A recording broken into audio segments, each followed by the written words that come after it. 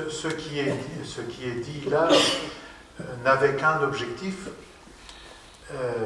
et était de dire, au lieu de faire la loi que faisait M. Collomb, il n'a qu'à reprendre cette résolution et il fera une autre loi. C'était ça l'objectif.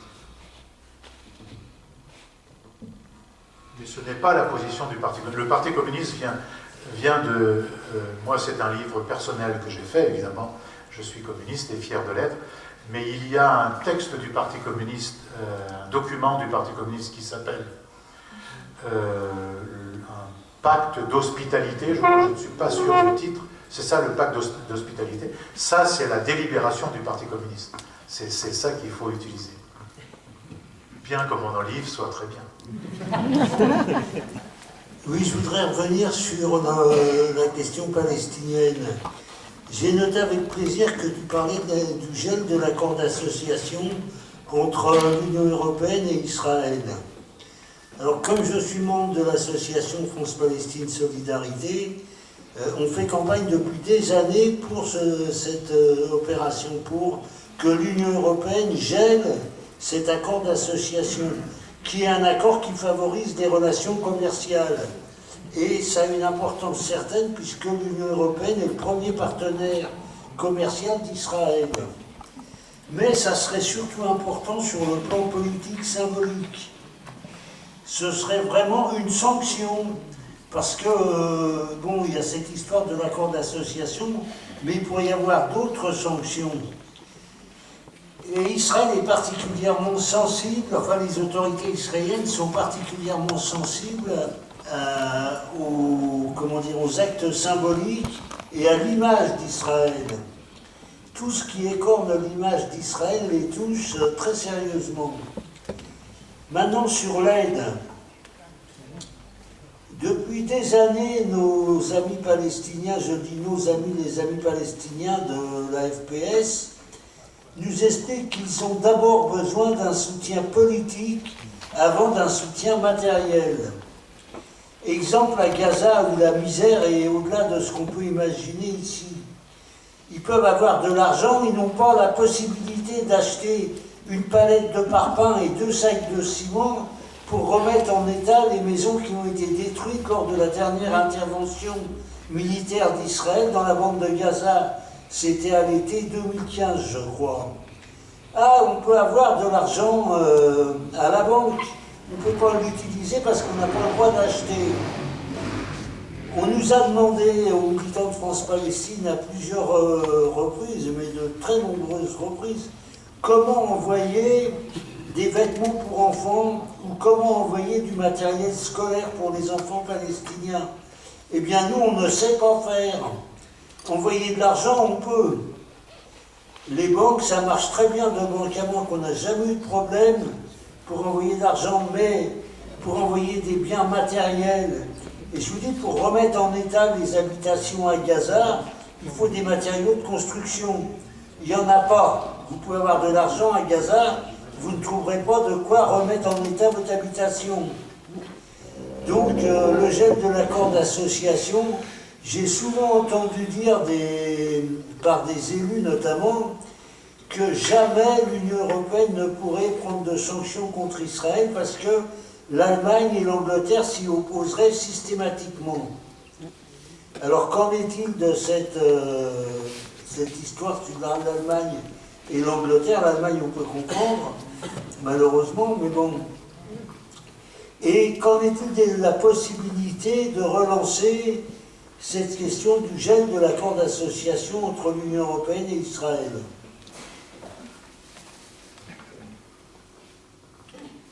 Bonjour, je suis là pour les jeunesses communistes du 78 et je voulais vous poser une question vis-à-vis de la justice en Europe.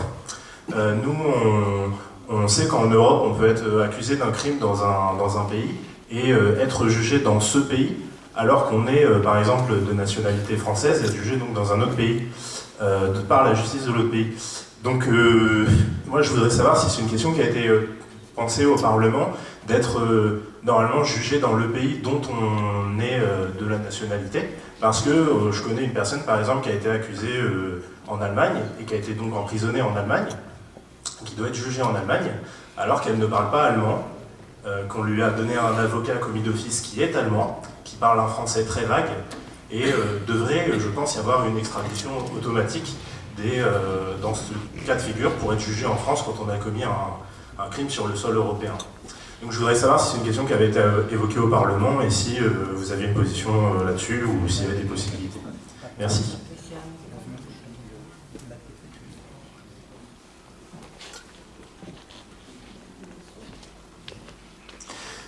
Oui, c'est un tout autre domaine. J'ai beaucoup apprécié le fait d'essayer de construire une Europe des travailleurs. Ça me paraît être vraiment une très bonne voie. Quelle est la relation que l'on fait et que l'on peut faire entre pour faire une Europe des travailleurs? Encore faudrait-il effectivement qu'il y ait des relations qui existent au plan des syndicats, peut-être un peu moins au niveau politique. Bon, ça c'est une chose, mais également avec l'ensemble des problèmes que l'on vient d'évoquer. Je pense aux pays du Moyen-Orient, voire africains, où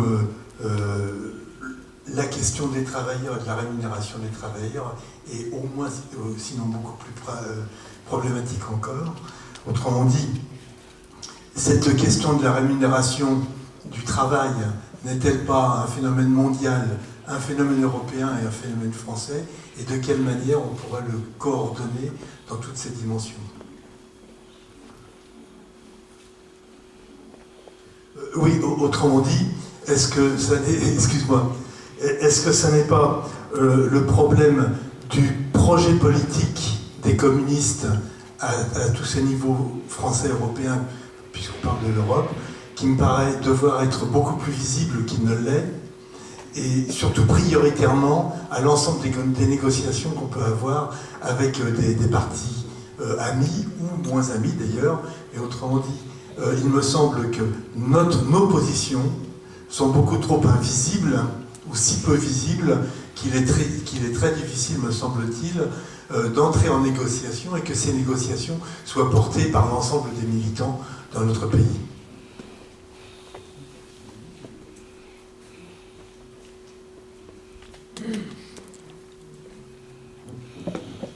Alors bon, mais Patrick, tu vas en dire quelques mots. Oui, à propos de notre camarade qui milite aussi à la FPS, je suis d'accord avec ce qu'il dit sur la difficulté de reconstruire, parce que par moment, on ne peut pas faire rentrer de matériaux à l'intérieur de Gaza. On peut faire rentrer des produits de consommation, et encore courantes, et encore ils arrivent dans des conditions parfois très bonnes, mais il y a des moments où les matériaux de construction rentrent quand même. Mais c'est vrai que c'est un problème. Il y a un autre aspect en ce moment-là qu'il ne faut pas négliger, c'est la santé. Depuis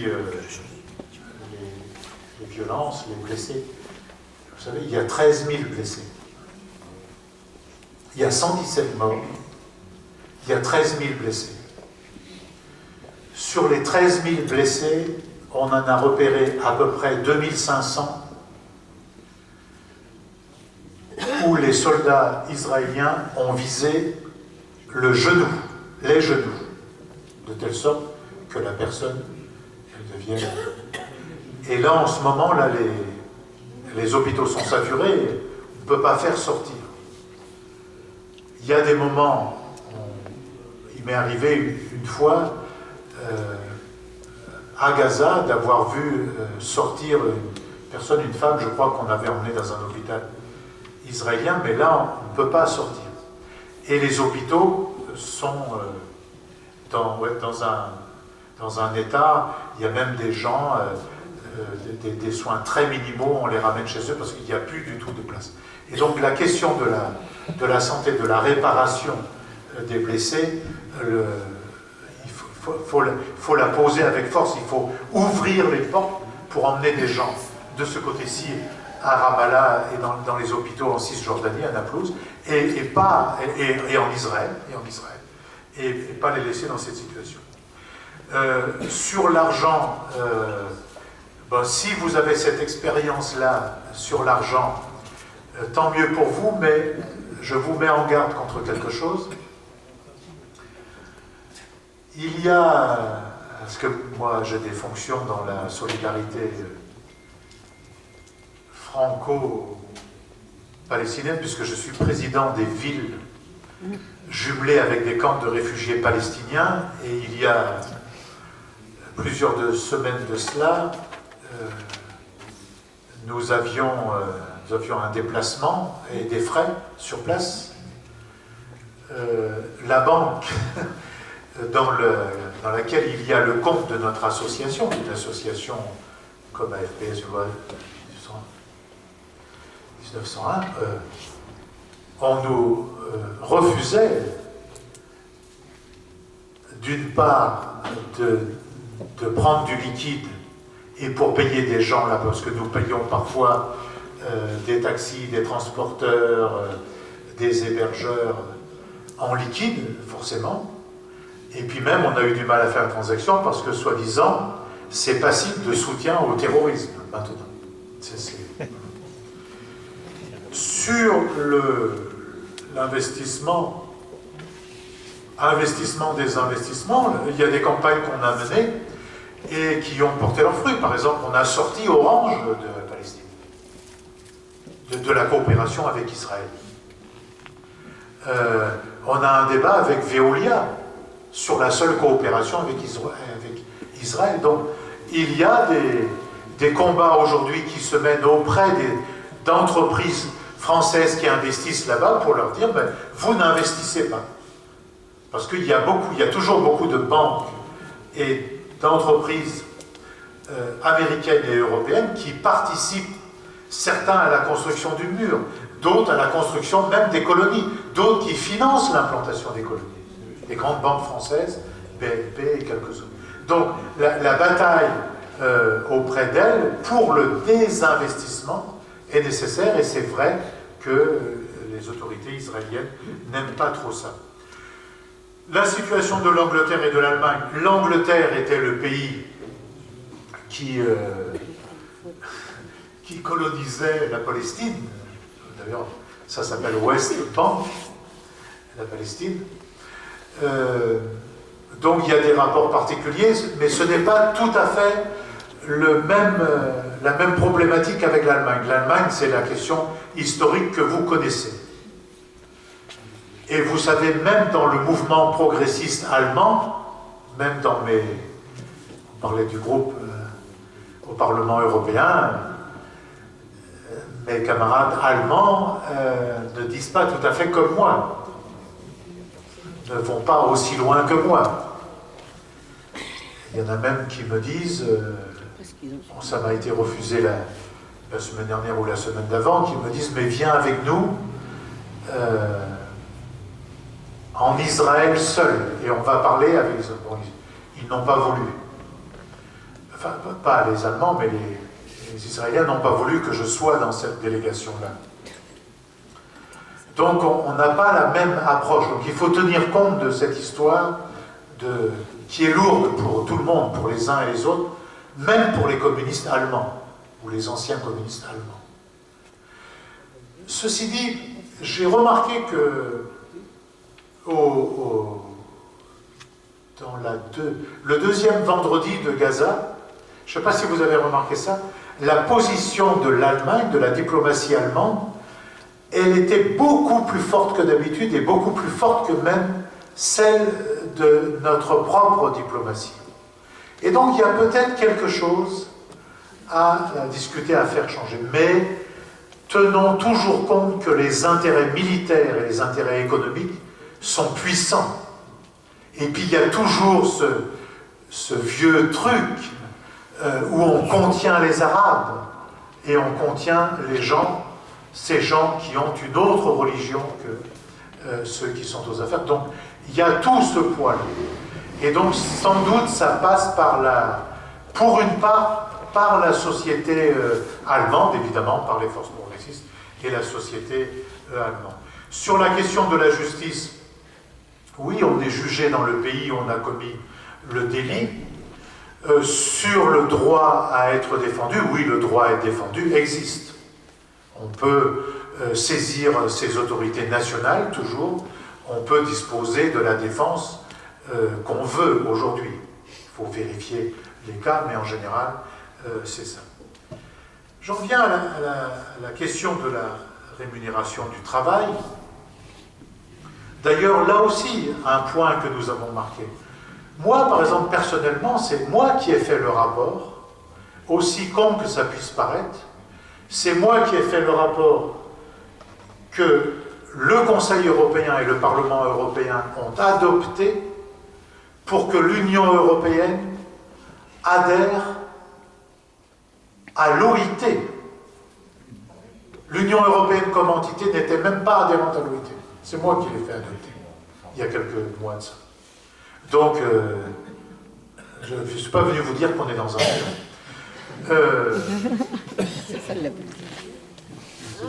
il y a un excellent livre qui est de celui de Bernard Thibault,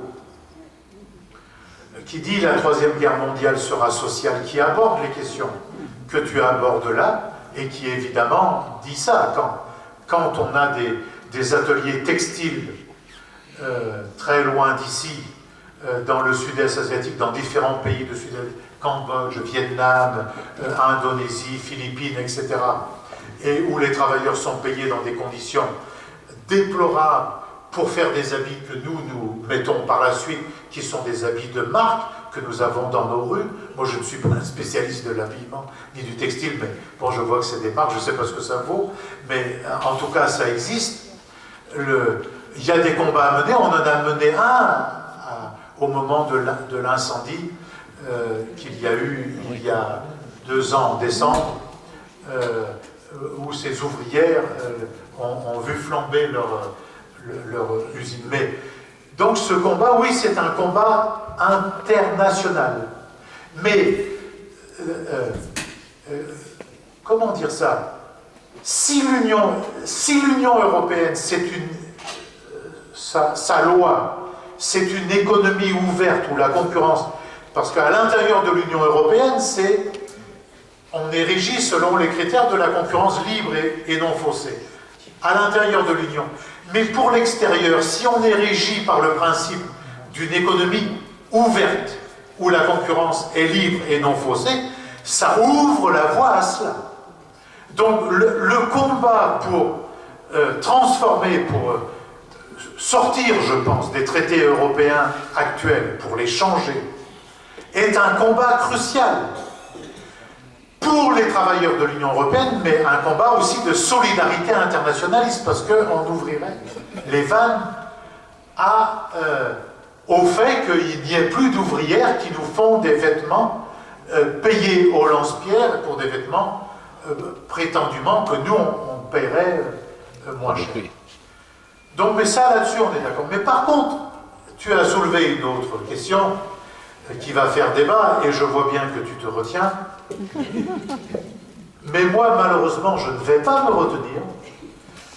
La question que tu as posée sur une politique communiste de notre temps, c'est la bonne question.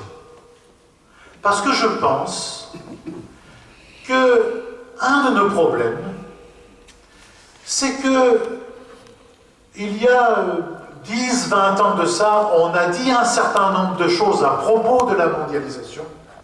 On avait raison. Mais en même temps que nous avons fait ça, nous ne nous sommes pas occupés du fait qu'au fond, le capital était en train de gagner la partie, était en train de dominer, était en train de se concentrer, était en train de créer des conditions pour que dans le monde, la même société multinationale, dont les propriétaires sont des fonds de pension, était en train de mettre les travailleurs du monde en concurrence les uns contre les autres. Et nous, certes, On a fait notre travail, je ne dis pas, on a participé à des forums mondiaux, ceux qui avaient initié ATTAC à juste titre, à Porto Alegre, moi j'y étais, à de nombreux, puis le forum de Genève, tout ça a été très bien. Mais nous sommes un parti révolutionnaire et nous sommes un parti internationaliste.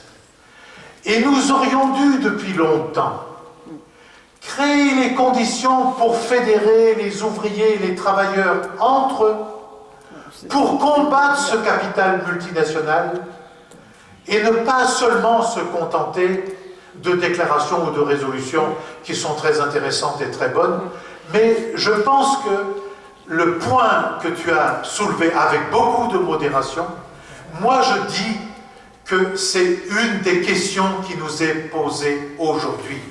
Sommes-nous capables d'inventer une nouvelle internationale des travailleurs du monde pour qui ne soit pas la dernière internationale communiste, qui soit autre chose bien évidemment, parce que le monde a beaucoup changé. Mais dans les changements du monde, il y a des capacités supplémentaires aujourd'hui à se mettre en lien. On peut aujourd'hui parler avec un dirigeant syndical aux États-Unis par Skype, on peut communiquer par Internet, on peut se téléphoner et bâtir ensemble des projets communs jusqu'au moment où on est capable de faire un congrès international commun. Et cette question-là est une question extrêmement importante. On l'a trop laissée de côté. Et on l'a trop laissée de côté à tel point que même l'ouvrier, il s'est dit « Oui, tu es bien sympathique, mais ce que tu dis n'est pas faisable. Puisque moi, si je n'accepte pas ça, mon usine va aller en Roumanie. » Et le Roumain, il a dit, eh ben oui, c'est bien sympathique, mais si je n'accepte pas ça, mon usine va aller en Estonie. Et l'Estonien a dit, oui, c'est bien sympathique, mais si je n'accepte pas ça, mon usine va aller en Turquie. Et le Turc a dit, oui, mais si je n'accepte pas ça, on va me mettre en concurrence avec l'ouvrier marocain. Et donc, cette question politique d'un mouvement communiste de nouvelle génération, pour moi, est une question essentielle. Et si on ne débat pas de ça, on va louper quelque chose. C'est très difficile. Je sais que c'est très difficile. Mais si on laisse les ouvriers, les travailleurs, les gens qui n'ont pas de travail, les pauvres, dans la situation où on leur dit, oui, on leur dit malgré nous, c'est nos futurs, eh bien on va se trouver dans cette situation où il ira chercher les nationalistes, les xénophobes. Parce qu'il dira, oui, mais moi, je ne suis pas un fasciste, moi, je ne suis pas un raciste, mais au moins, je vais avoir donné un bon coup de pied dans la fourmilière et peut-être ça va vous faire bouger. Et donc, le chantier qu'on a, nous, à inventer sur la question du travail et sur la question de l'environnement, c'est-à-dire l'individu dans son environnement, la survie de la planète et la question de la paix,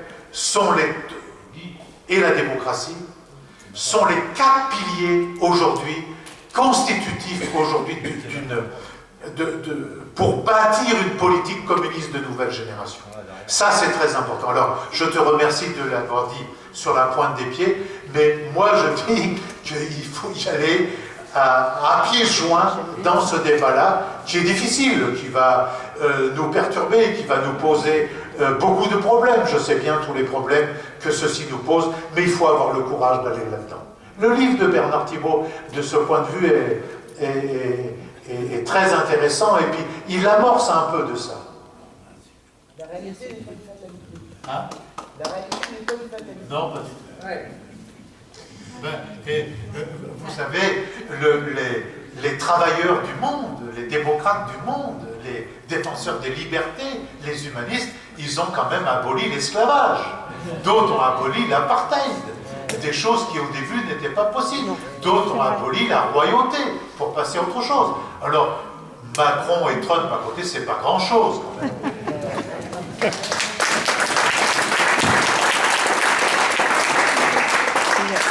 Bien, peut-être quelques petites dernières, très courtes, et puis... Moi, c'est une petite question aux cheminots. C'est pour savoir s'il y a une partie de la SNCF qui va rester publique. Il n'en sait rien. Lui, il aurait la totalité à la publique. Oui, j'aimerais savoir, parce que c'est très important. En fait, c'est un peu le même principe que ce qu'ils ont fait pour la Poste, pour le reste. Là, ils vont passer en société anonyme à capitaux publics.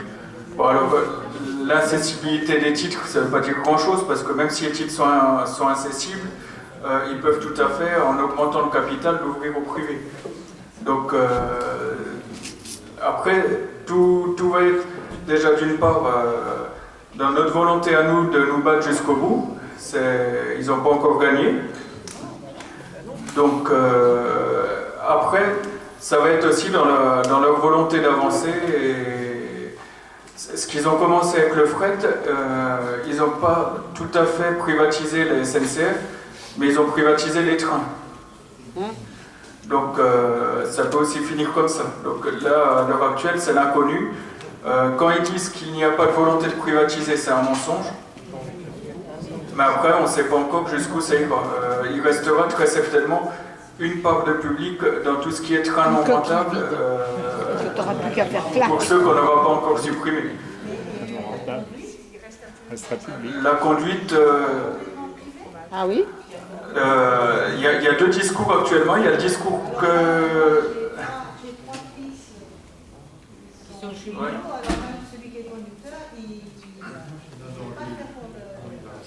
Ouais, c'est les premiers métiers de toute façon qui vont... Parce que le conducteur... Ouais, le conducteur participe directement à la production et donc fait partie des métiers qui peuvent être directement rentables. C'est pour ça que ça serait très certainement les premiers à pâtir de l'ouverture à la concurrence.